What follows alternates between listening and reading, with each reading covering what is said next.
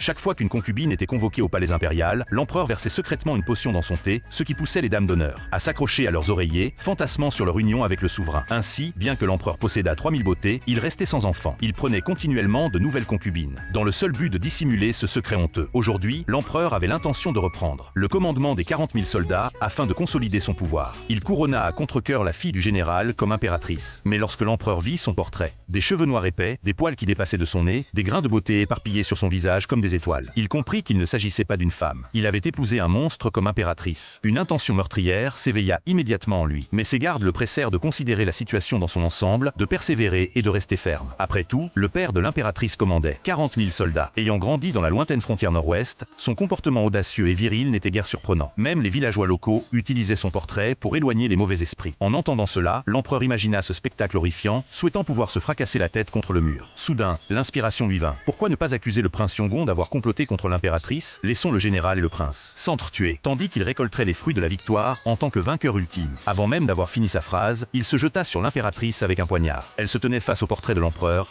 Furieuse, non seulement l'empereur est hideux, mais ses délires sont devenus une maladie. Cette impératrice est aussi belle qu'un esprit des fleurs. Elle maîtrise l'art de l'équitation et du tir à l'arc. Comment pourrais-je me livrer à ce vieillard sénile, et encore moins lui permettre de s'emparer des 40 000 troupes d'élite? Elle produisit une potion qui sèmerait la terreur dans le cœur le plus courageux. Lors de leur nuit de noces, si l'empereur buvait cette potion, ses jambes se ramollissaient, et tout son corps se vidait de sa force. L'impératrice pouvait alors facilement lui ôter la vie et porter son héritier, aidant ainsi son fils à monter sur le trône, et à s'emparer du royaume de l'empereur. Soudain, deux silhouettes sombres apparurent. L'impératrice sentit le danger et éteignit immédiatement la lampe à huile. Les gardes impériaux et les servantes se battirent férocement pendant plusieurs rounds. Les gardes s'émerveillèrent à haute voix. D'où vient cette servante si habile? L'empereur, incapable de se contenir, se précipita en avant et brandit son épée directement vers l'impératrice. L'impératrice bondit dans les airs et porta un coup violent qui faillit clouer l'empereur au sol. Avant que l'empereur ne puisse riposter, la lance à plume cramoisie de l'impératrice avait déjà transpercé le pilier à côté de lui. Si l'impératrice n'avait pas fait preuve de pitié, l'empereur aurait trouvé la mort. L'empereur obstiné se résigna alors à combattre l'impératrice au corps à corps. Conscient de la disparité de leurs forces, il continua néanmoins à se battre. Frappé par le coup violent de l'impératrice, l'empereur, gravement blessé, réalisa la futilité de son combat et battit en retraite. Il s'enfuit, pris de panique. Voyant l'assassin s'échapper, la servante tenta de le poursuivre, mais fut arrêtée par l'impératrice. Après l'échec de la tentative d'assassinat, l'empereur fut contraint d'épouser l'impératrice. Vêtue de sa robe de mariée, l'impératrice complota secrètement pour le tuer et porter son héritier, s'assurant ainsi le commandement des 400 000 soldats. Mais l'empereur ne pouvait tolérer une épouse aussi tyrannique.